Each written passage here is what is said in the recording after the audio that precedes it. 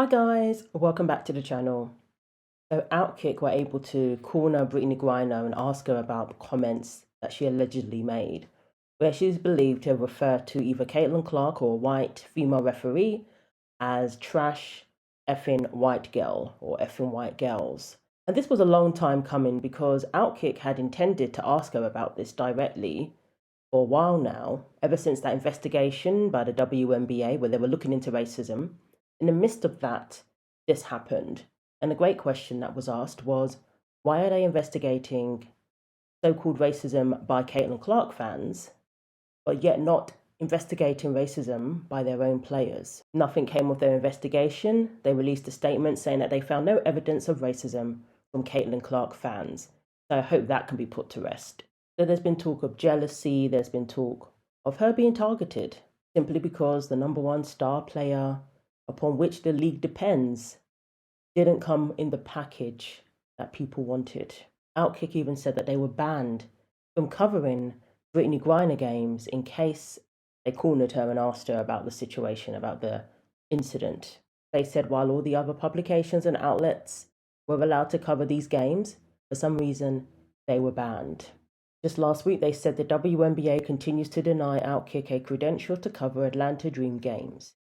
The team and league claim they can't accommodate our requests due to very limited space. We appreciate the emphasis on very. Still, no one actually believes the WNBA can't find the space for us to cover a regular season game involving the Dream and Connecticut Sun. WNBA games in June are hardly the Super Bowl, where reporters from all across the country clamor for access. In fact, the Sun granted several media credentials to Outkick last year, including a playoff game featuring the Indiana Fever and Caitlin Clark. What changed? Put simply, Brittney Griner. So there's space for Caitlin Clark games that are sold out, filled to the brim, but there's no space for Atlanta Dream games. Yeah, I'm not buying it either. But they finally did get an opportunity to cover a Brittney Griner game. So Dan Shaziki posted the following saying, I asked Brittney Griner what she said after fouling out against the Indiana Fever 3 weeks ago, since no one else has asked since then. And she said she can't remember. I offered to show her the viral clip to jog her memory, but she said that wouldn't help. Now, granted, most of us can't remember what we said 3 days ago, much less 3 weeks ago. But why wouldn't you want to see the clip to jog your memory? I think that would help, especially if people are accusing you of being a racist. So this was during the Atlanta Dream and the Washington Mystics, just before the matinee matchup. And Outkick were the first outlet to ask her. Brittney, a few weeks ago, you fouled out of an Indiana Fever game. Cameras caught you saying something on the bench. It's hard to tell what you said. Can you tell us what you said? I remember fouling out, being mad. I remember fouling out on, I believe it was Howard, driving to the basket. They said I put my hand in. But hey, you never really have to look at the shade, so. But what did you say? I really can't remember what I said, honestly. If I showed you the video, would that help? No, it wouldn't help. It wouldn't help? I mean, that's the way I would answer a question if I didn't want to really answer the question. And a lot of people are saying that when they hear Brittney speak, it throws them off because a voice comes out that they're not expecting.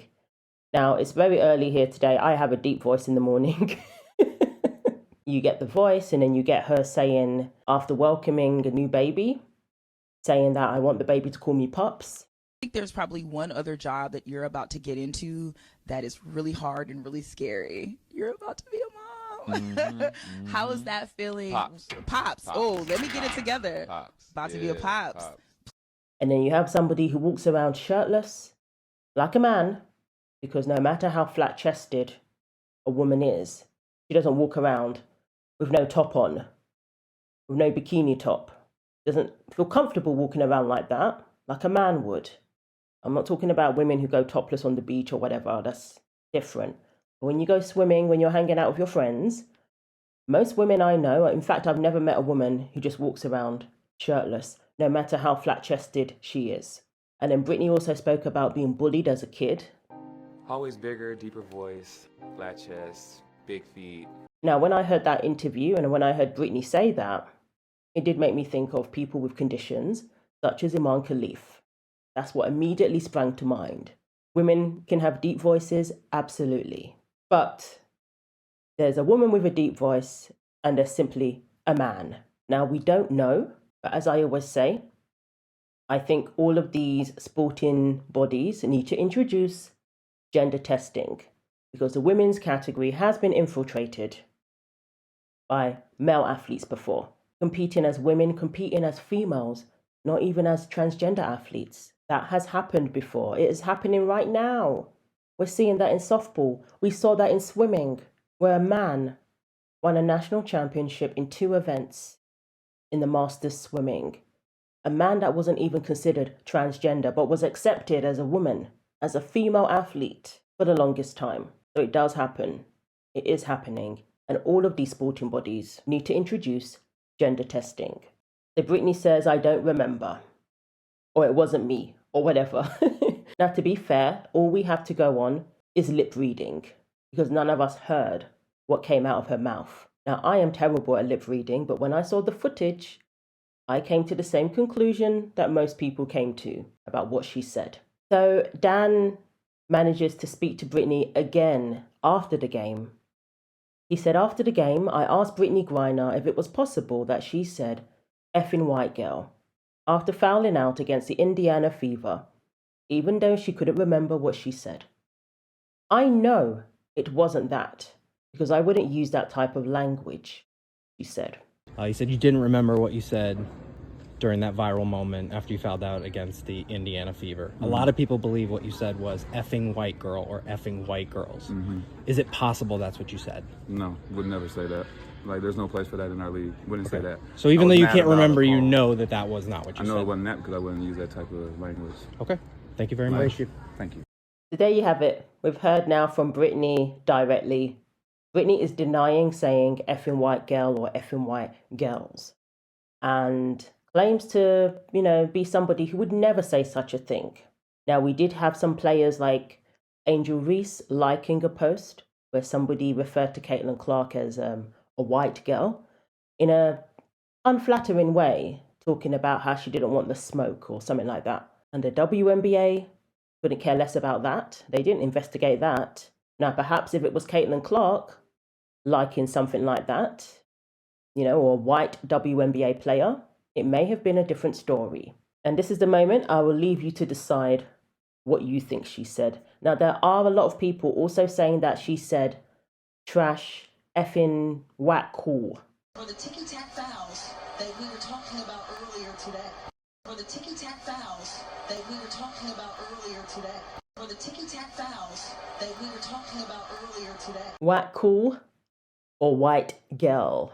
Yeah, it looks like the latter to me. It really does. But when people did introduce this possibility of her saying whack cool, number one, I was thinking, who says whack in 2025? Nobody says whack in 2025 anymore. And secondly, it did get you thinking it could be that because it's lip reading. Your brain can get you to see anything, really. So when they did introduce that possibility, I did start to think, oh, maybe it could be that. But my first initial reaction was the effing white girl comment. And then when I'm looking at it now, that's what comes to mind, to be honest. But unfortunately, because we didn't have audio, we will never know for sure. And Dan says, it seems strange that it took 3 weeks to finally get an answer straight from Griner. But that's the current state of the sports media landscape, it seems. Now, even though Griner denied it, the people who believe she said effing white girl probably still think that's what she said. And the people who don't think she said that have their confirmation. But at least Griner is finally on record answering the moment in the viral clip, seen by millions of people. It's sad that it took over 3 weeks to get to this point. Why did none of the media outlets ask her the question? Makes no sense whatsoever. And that again makes me inclined to believe that she said what she said. More than likely she did make that white girl comment. And that is the biggest travesty of all. That our media aren't even asking the questions that everybody wants the answers to, because it goes against a certain narrative. Because some players, I guess, I held to a different standard. So let me know what you think. Thanks for watching. Like, comment and subscribe. Take care of yourselves, and God willing, I will see you in the next video.